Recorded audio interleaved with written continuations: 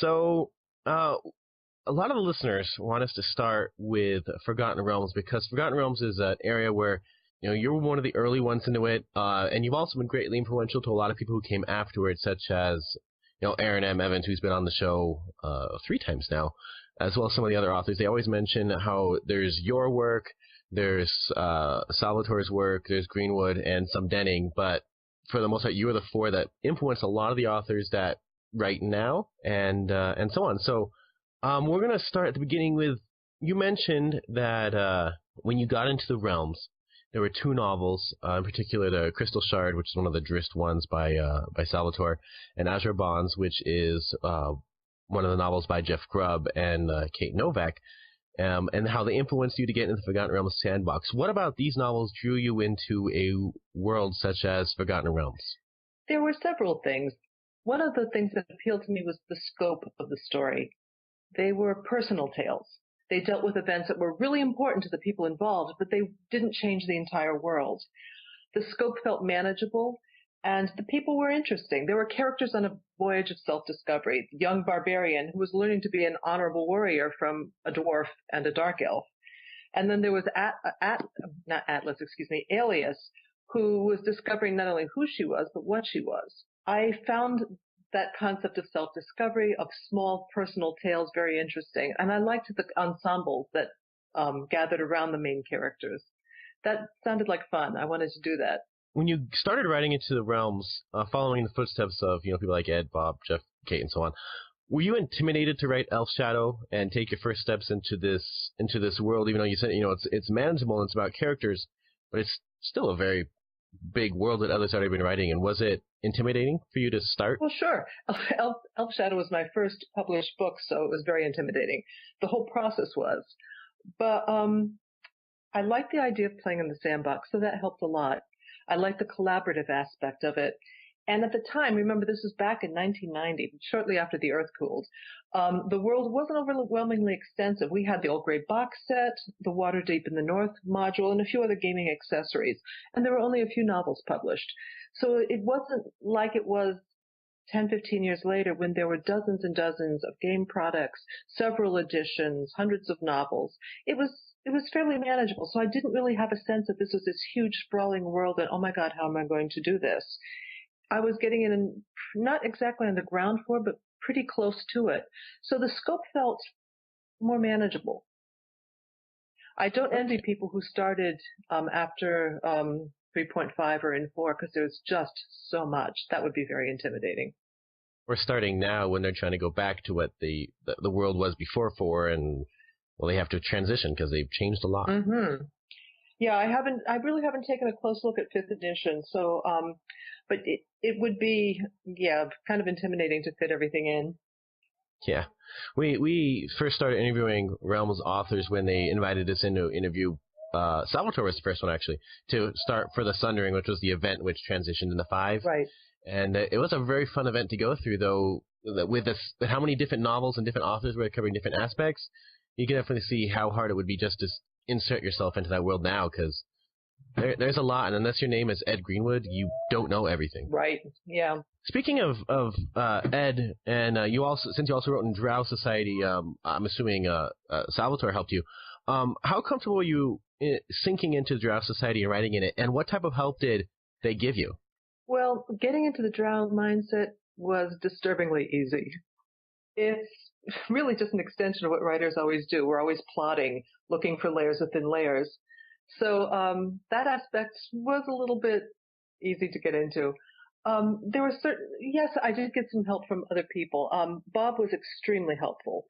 Actually, it's his suggestion to make Lyriel Grump's daughter, because the directive I was given is we want a young female character of high noble family who goes out and has adventures. She's not going to be in the Underdark for that long.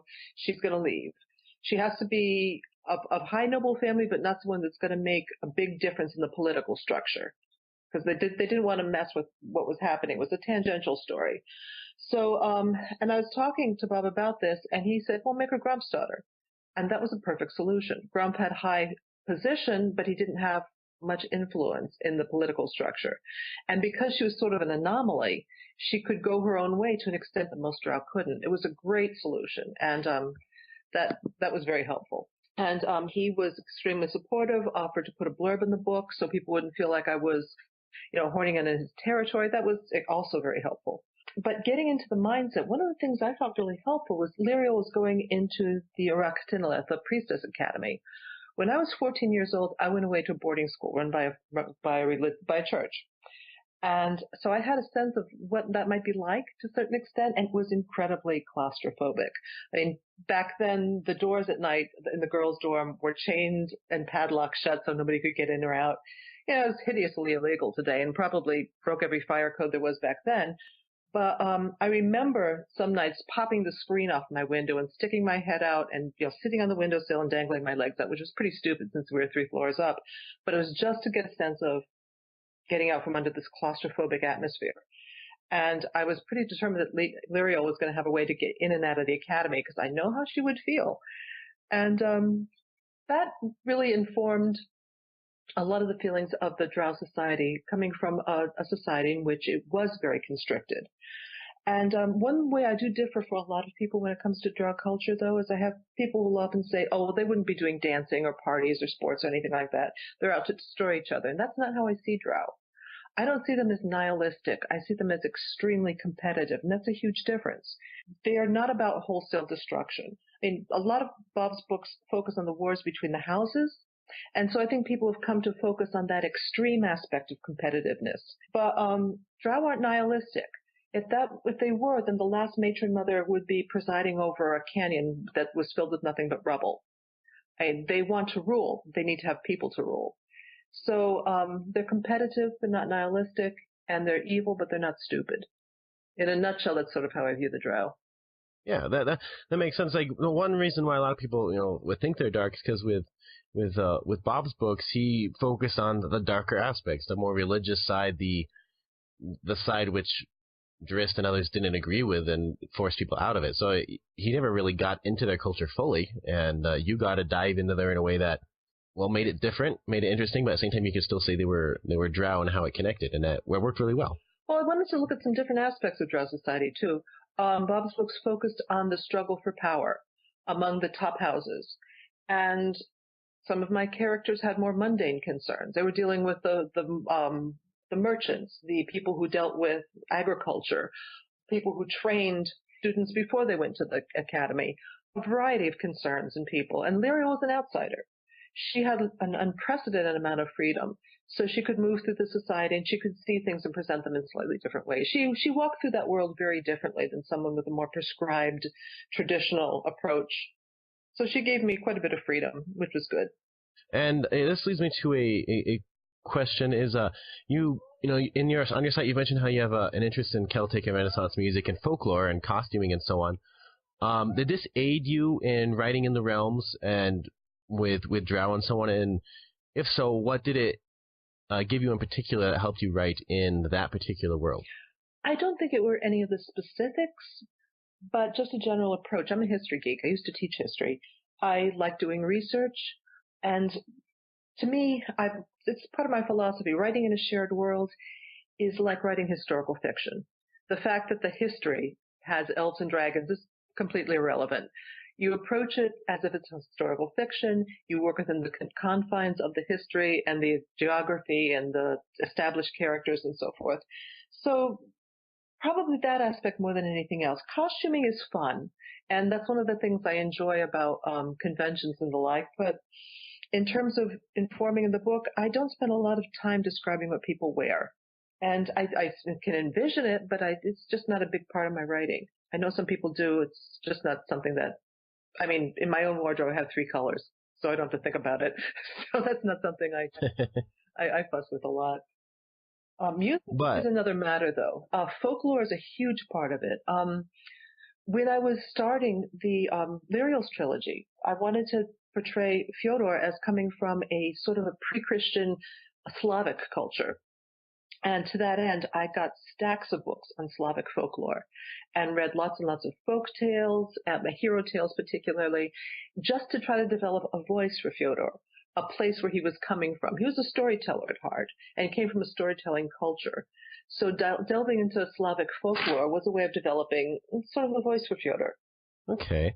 Because we had author Martha Wells on not long ago, and she has Yep. she approaches fantasy through anthropology, Mm. and so you approaching it through history makes sense on how some of your writing forms, because we have others who approach Forgotten Realms through, Ed approaches it from his childhood. He's grown his whole life. Others have been lawyers. Others have been studied science or engineering. You can definitely tell each aspect why their novels turn out the way they are because of if they're approaching if the history approach makes more sense. Why yours have more of the cultural aspect. You focus more on the how would a society like this actually exist? They wouldn't all be dark and dreary and killing each other all the time because society wouldn't survive. That would destroy themselves. Exactly. And I was attempting to do a novel for another shared world that dealt with piracy. And I started getting into the world, and I started going through the trade routes and the political aspects and, the navigation patterns, and nothing fit. Nothing made sense. And I couldn't make a plot because the world wasn't constructed in a way that would support it. And when I talked to the editor, I said, I'm having problems with this. He said, oh, just ignore it. Don't get into the politics. Excuse me, you can't have pirates without politics. You can't have a privateer that is sanctioned from a government if you can't talk about how the government works and where the conflicts are and who the players are. It doesn't happen. So, the social history is what makes a story. It's not what makes a story come alive. The characters do that, but it's the skeleton. It's the structure. If you don't have that, the story doesn't feel real to me. So I do approach very strongly from a social history aspect. And also folklore has been a lifelong interest to me. And so folklore is what drew me to fantasy in the first place, actually. So that's a big influence. So you mentioned how your love of music has affected some of your writing and folklore and so on. So you mentioned in a 1998 interview that Evermeet, or in particular Island of the Elves, still terrifies you. Why did Evermeet terrify you at the time? To be honest, I don't even remember what I had in mind when I said that. I guess looking back, though, a couple of things come to mind. It was a huge project. It was a little daunting because I was determined to collect every scrap of lore about the elves that had ever been written in the realms. So I did massive amounts of research and reading. And trying to synthesize that into something that was cohesive was a huge challenge. And then there was the issue of the point of view. I mean, elves need to have a sense of otherness. They shouldn't feel like humans with pointed ears. And that's why when I started writing about elves, I always used a window into elven culture. Erilyn, a half-elf, she was outside of the culture. She was a bit of an outcast, as a matter of fact, because of the aspect of her birth. She was always on the outside looking in. But with Evermeet, you had to be right there. You had to be among the elves. You had to be in their heads. And that was daunting. And how I decided to handle that was to make it a story within a story. And that's narrated by Danilo, who is a human bard, who is researching and narrating the story to give Erilyn something of the culture that was denied her. So I had to fit in a remove into the story to make it work for me, because I just didn't feel like I could drop myself into the Island of Elves and let people see what it really was. It had to be someone's interpretation of what it was. Does that make sense? Yeah, and was it the aspect that since this was part of the Forgotten Realms, and from future books they'll then have to follow what you wrote and utilize that as their new canon? Did that make it more daunting, knowing that other people would have to take whatever you made, and if you felt you made a mistake, that would live on because that is now the canon of the world? Yeah, and also there's the issue that some people take things extremely literally. In my view, the first section on Evermeet was folklore. I mean, what you had was not somebody telling you exactly what happened thousands of years ago in the context of this world. What you had was a human bard giving you an interpretation of what he could get of elfin folklore. And creation myths are creation myths. And I looked at the early part, the part about gods, as Evermeet's creation myths, what Danilo understood of it. And I got a lot of people sending me emails like, okay, in the fight between, the orc god and the elven god, they said that the orcs and elves were born of this fight. Well, what was the ratio of drops of blood spilled to actual orcs and elves that were born? Wow. It was, because in the poetic language of creation myths, from the spilled blood, these races were born, and then some people were there with dice and wanting to know, okay, what are the stats here? How many elves and orcs are we dealing with? Totally understandable from a gaming point of view, but that wasn't the approach I was taking. I was not taking a literal, crunchy approach to it. And when that interpretation is put on, it's a little daunting because what do you say? Like 75 orcs, 312 elves, I don't know. So yeah, the last book I was working on, Resurrection, I had to replot it twice because I found things in other people's books that cut the legs out from under the plot. That was kind of unfortunate. There were moments when knowing that you're working in a shared world was daunting because on the one hand, you're putting stuff out there that other people are going to be stuck with. And for another thing, you don't know what use people are going to make of the stuff you create. And sometimes that usage can go in unexpected and ways that are kind of hard to deal with.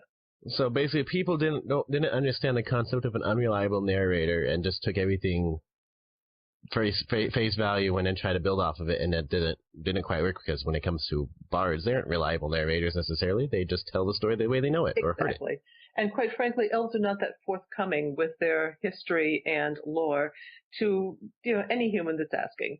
So yes, Danilo was trying to be but he was also a storyteller. He was shaping a story with a particular purpose in mind. He was shaping the narrative of Erlen's family, the family that had pretty much denied her existence. So that was going to be, you've got to take into consideration not only the narrator, but also the narrator's purpose. He wasn't writing a history. He was telling, basically, it was a Valentine for Erlen. He was telling her a story that was for her. So this next one, this comes from a listener who's a very big fan of you. She says, City of Splendors is probably one of my favorite books ever written. Well, one of them. She reads a lot. And I'd like to ask, if it was as fun to write as it is to read, the characters are so vivacious, especially the young nobleman, and the story has a spark. And so let's talk about City of Splendors and what it was like to write that book. It was a blast. Ed Greenwood is a lot of fun. We spent a lot of time talking over things, many phone calls, doing a lot of laughing. And I think a little bit of that enjoyment and playfulness got into the story. And so, yeah, it was a lot of fun. So when it came to forming characters, when you form a book, when you write with people like Ed and others, are the characters yours to create, or is it more of a collaboration, or did you create some, he created some, other people create some? With this particular one, how much say did you have on the characters themselves? Well, most of the characters were new. The thing with City of Splendors is it didn't end up being the book we started to write. What we were going to write was something very much like Cormier, a novel, in which there was going back and forth in time, some going through historical aspects, some dealing with the present-day story, and we were going to divide them up, Ed doing more the framing story, the history, and me working on the contemporary day, so that our vast differences in style wouldn't be quite so apparent. But after the contract was signed, we're sitting down at Gen Con to talk to the project editor. He goes, we've decided to change directions. We would like to have the story set entirely in present times, featuring new low-level characters. I looked at Ed, you looked at me, we kind of both swallowed. I said, okay. And we basically started from there. We did a lot of talking about what type of characters we wanted, what the scope would be, and I think it was more of a collaborative process. The characters weren't his or mine. They were more like ours. And we split up scenes. Like I didn't write some of the characters exclusively. He wrote some of the characters exclusively. There were scenes in which some established characters, Elaine Cunningham makes a small role in the book, and I wrote some of his early scenes, and Ed wrote like the conclusion. But we went back and forth pretty much. And every day I'd send him stuff and he'd send me stuff, and he'd overwrite them and send them back. And it was a very long process, but it was extremely collaborative. Was the process for writing the earlier Realms novels, were you given more time to breathe and make stories happen than now? We know people now when they write media tie-ins, sometimes they get given a matter of weeks instead of months, or I think Erin Evans, right? She gets lucky; she writes one a year. But some people, I think Denning said he has 6 to 8 weeks to write a book from beginning to end, sometimes even less. Was it longer than to be able to write a book? Were you given more time versus in the past decade or so, or was it still similar what they gave you? I think it varies from one publisher to another. When I started writing, we had quite a bit of time. It took me about 9 months to write Elf Shadow. We're talking about from proposal to revisions to second revisions to copy editing, the whole bit. It was a long process. And I had a fabulous editor who just kind of walked me right through it. And I don't know. I've had some projects that had a lot tighter deadlines, but I don't write fast. And I don't take a project that has a tight deadline. One year at Gen Con, Shelley Shapiro, who was the editor of Star Wars at the time, there was going to be a new edition of a Star Wars video game out, and the company wanted a tie-in novel. And they wanted it yesterday, but they'd settle for something like 6 weeks to 2 months from now. And we were talking, she said, "Do you have any interest in doing it?" I said, "Well, I've got a deadline on another book. Let me see if it's movable." And it wasn't. And even if it was, on consideration, I knew that there was no way I could get a novel done in 6 to 8 weeks. Just couldn't. So that's part of the answer there. You got to know your own pacing. If you can't do something, you don't take on the deadline. And in my case, I had some issues with deadlines later, but that was another matter. But yeah, if you can write really fast, some people 6 weeks is plenty. Some people are just extremely fluid. Chuck Wendig writes, he has, every now and then he'll post on Facebook that he wrote 10,000 words that day. I can't even. Wow. Yeah, I know. I can't envision that, but he writes so fluidly and with such freedom. And Ed, the man sneezes and 4 pages fly out of the picture. So for some people, that's really not a challenge, and they can do it and do it well. So I think you just have to pace yourself and take the project you can do. I can't speak to what Wizards is doing now, but or what other companies do, but most of the time when I have a deadline, it's pretty reasonable. Okay. So you mentioned Shelley Shapiro with writing Star Wars, and you've written one full Star Wars novel, Yep. Dark Journey, and 3 short stories, focusing a lot on Jaina Solo and Jag Fell, which are pretty big fan favorites in the now Legends universe. What about these 2 characters drew your attention, and how were you able to delve so deep into their heads? Was that your prerogative, or did they give you some direction to do so? I didn't choose Jaina. Jaina was, I was the writer chosen to tell this particular part of her story. See, the New Jedi story, the New Jedi Order was this huge story arc. And Jaina's story, Dark Journey, was a small moment in time, a breather between 2 very large, significant events. And they wanted a female writer to take on this story.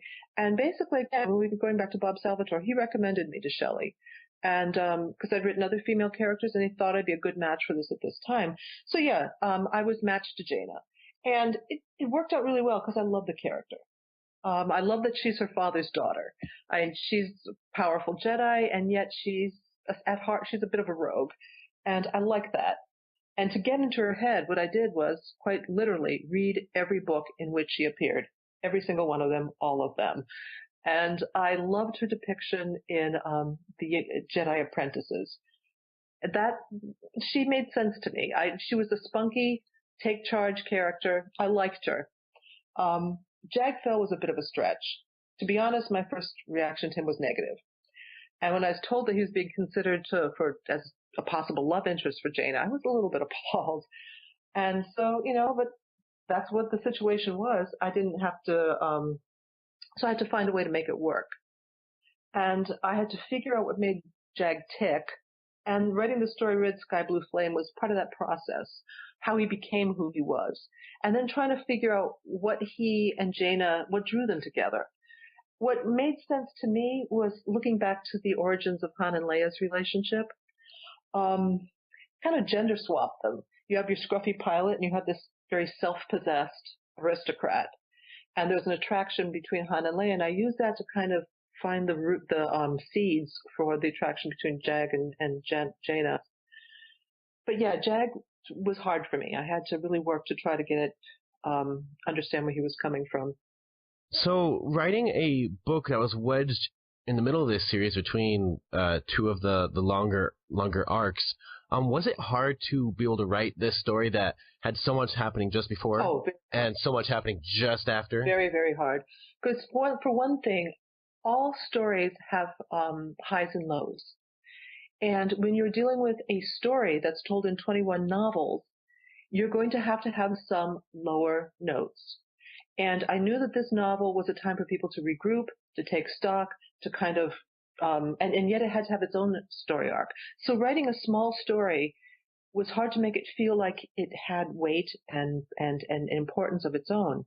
Also, Jaina was absolutely shattered in this book. She was the take charge gal. She was the person who was always in control, and she completely lost control. In the book just before this one, when she and her fellow Jedi were captured and tortured, she was the first one to break. It shattered her self-concept. She lost her younger brother. She saw that as a personal failure. Jaina didn't know who she was when Dark Journey started. And she wasn't so much tempted by the dark side as she was just trying to figure out, rethink things she always thought to be true about herself and just didn't seem to fit anymore. And then everybody was stunned. Everybody was dealing with grief because of the loss of Anakin. So those things were difficult to work with. And also Jaina, whose strength was in the people around her, felt all of a sudden she was very isolated because the way she was reacting, she was pushing people away from her. And she was making decisions that she otherwise would never have made, doing things that she otherwise wouldn't have done. So that was a hard balance to find. I felt like I got to know Jaina very well, but I had to write to her about a time when she wasn't really herself. So trying to get that level of, to express both those things was a real challenge.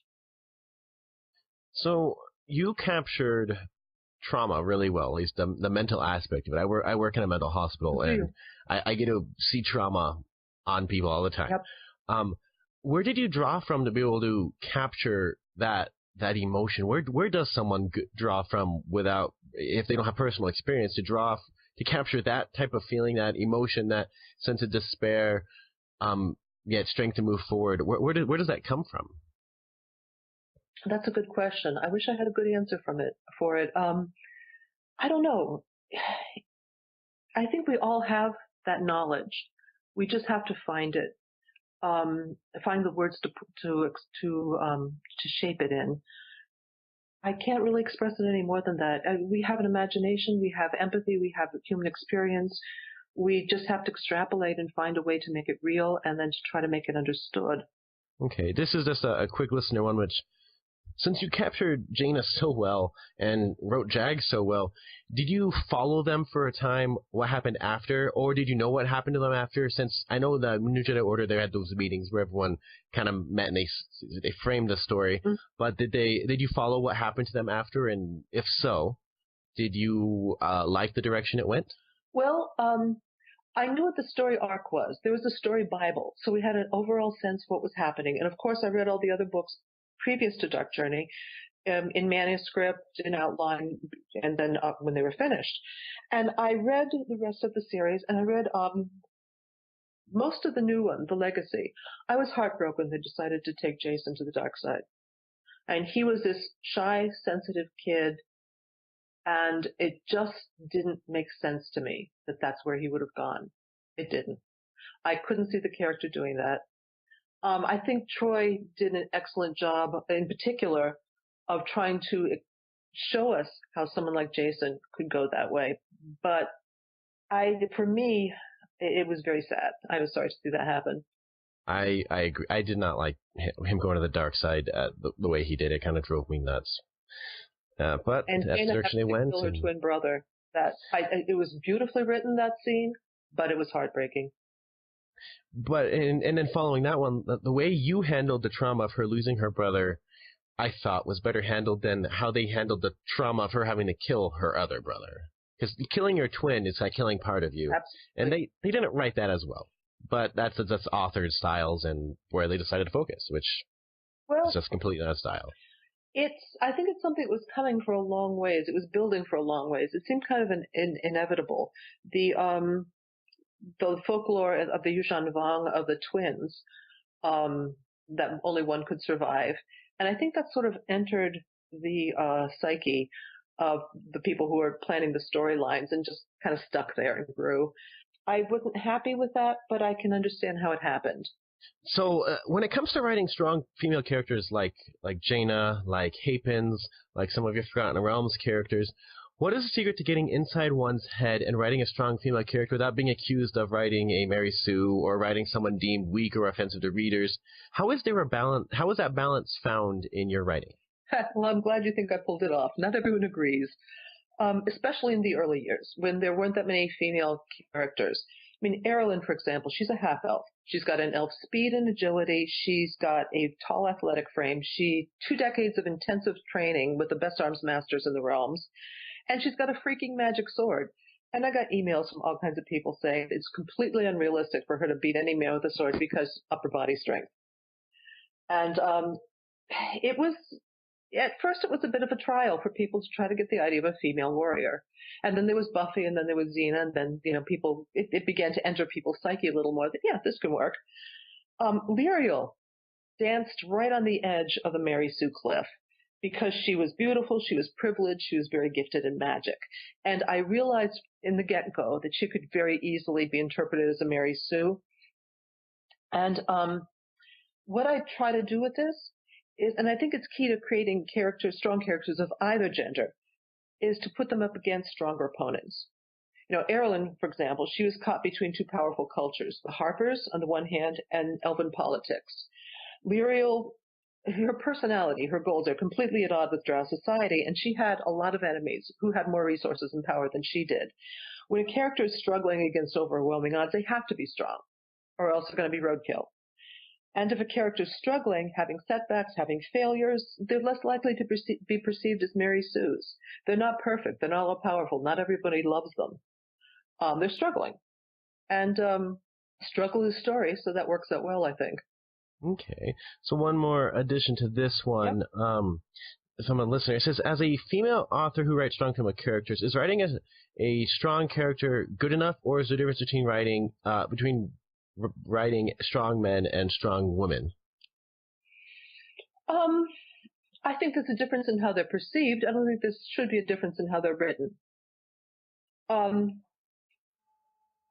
don't know if I can qualify that in any particular way. I mean, a strong character is a strong character.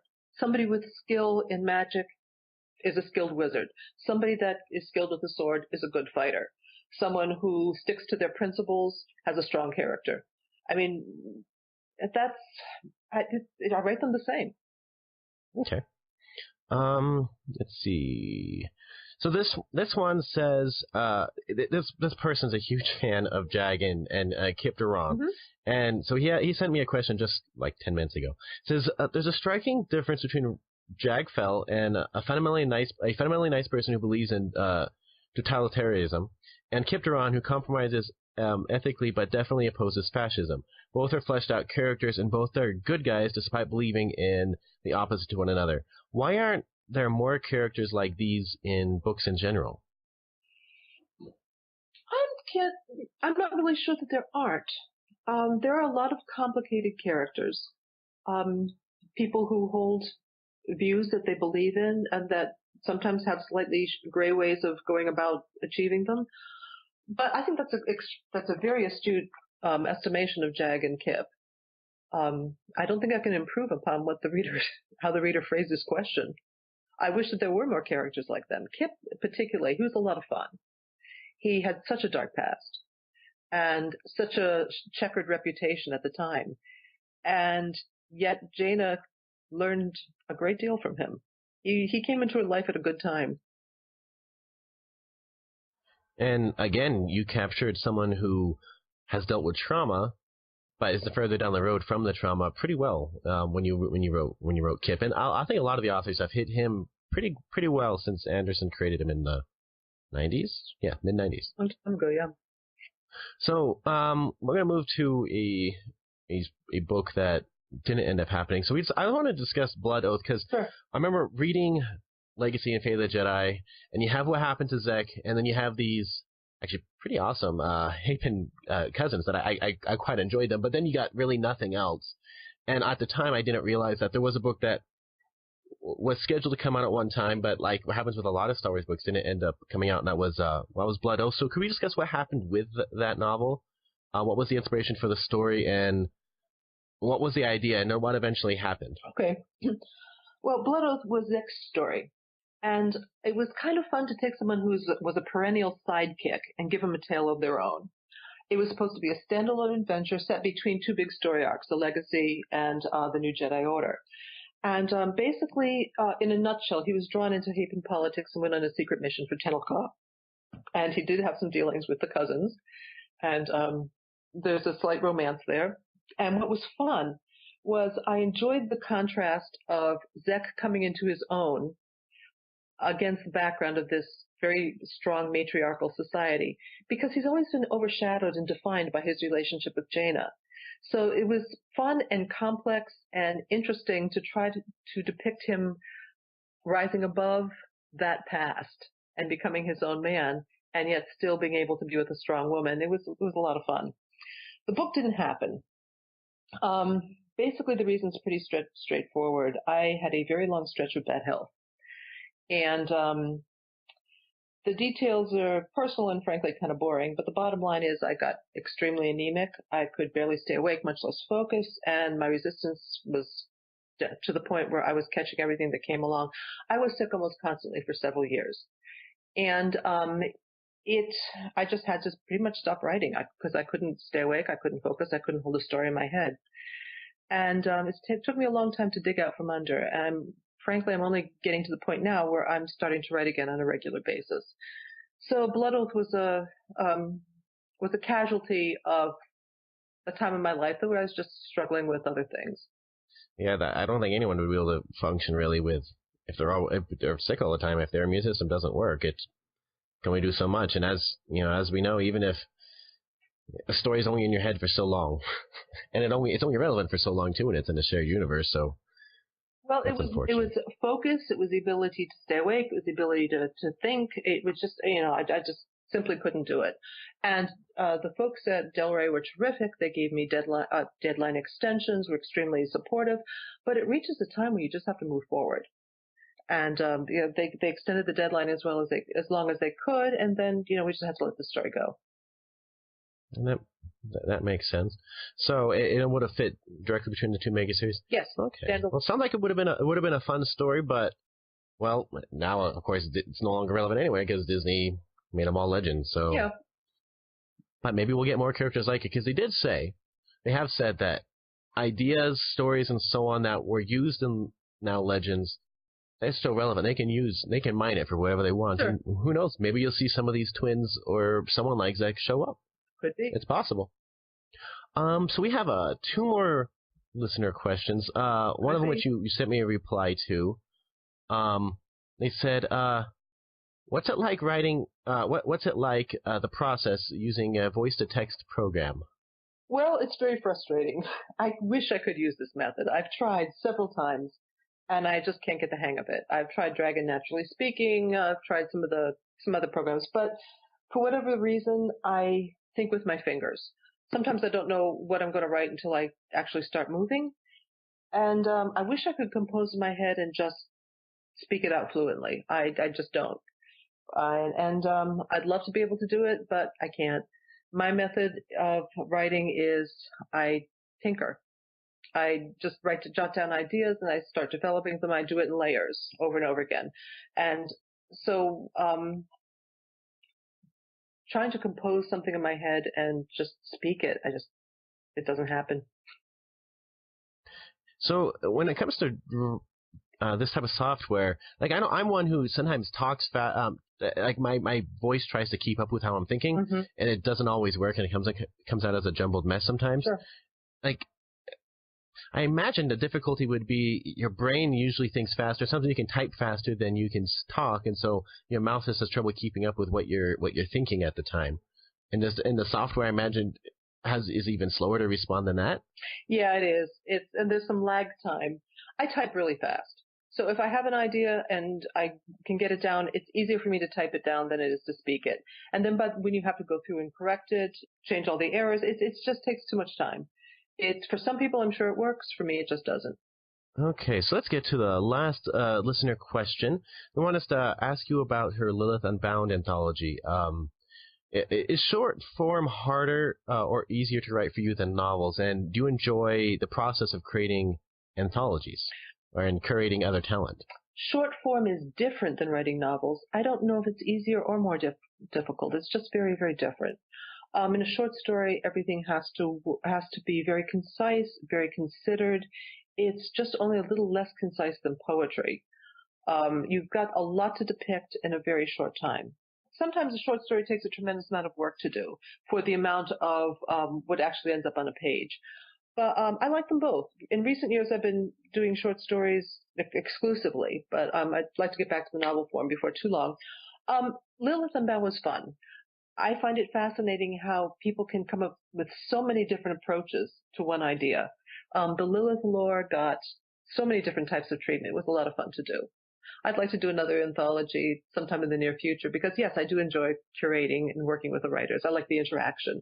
It was fun, and I think I'd like to do it again. Okay, so now we're going to begin wrapping this up. So we have one final question we ask everyone, and then just a request at the very end. Sure. So the final question we ask everyone is, we're going to give you the soapbox to promote what you're up to now. Since you said you haven't done a lot of writing for a while, and now you're getting back into it. What are you up to now? Do you have anything scheduled that's going to come out? Any projects you're working on? Maybe any appearances at conventions or panels? We're going to give you a soapbox to promote yourself and your website, of course, how people can get in contact with you, ask you questions if they have any more. Okay. I can be found on Facebook. I do have a website, ElaineCunningham.com, which I'm going to be completely revamping in the near future. In terms of upcoming releases, the next one is a short story in the book anthology Champions of Aetaltis. Mark Tassin's world of Aetaltis is really delightful. For people who like the realms, particularly second edition realms, it's going to feel like a homecoming. It's an unapologetic, old school fantasy, and it's a lot of fun. And I felt right at home in this world right away, and the three characters that are introduced in the story I think are probably my best characters since Errol and Dan and Elaith Cronenberg. And I'm very fond of them. A little bit sad that they only live for 20 pages, but maybe I'll get back to them someday. So Champions of Aetaltis is going out to Kickstarter supporters this month and will be available to the general public, I believe, in early April. That's what I have in the near future. Thank you so much. This is truly an honor. I've read your stuff since I was young. I started it in the 90s when I was reading Salvatore's and Greenwood stuff, and it's an honor to talk to someone I've read books all my life from. Oh, well, thank you for inviting me. You're welcome, and I hope you enjoy the rest of your day and stay healthy because you're writing. It's an honor to have it. It's great to have it back. Thank you.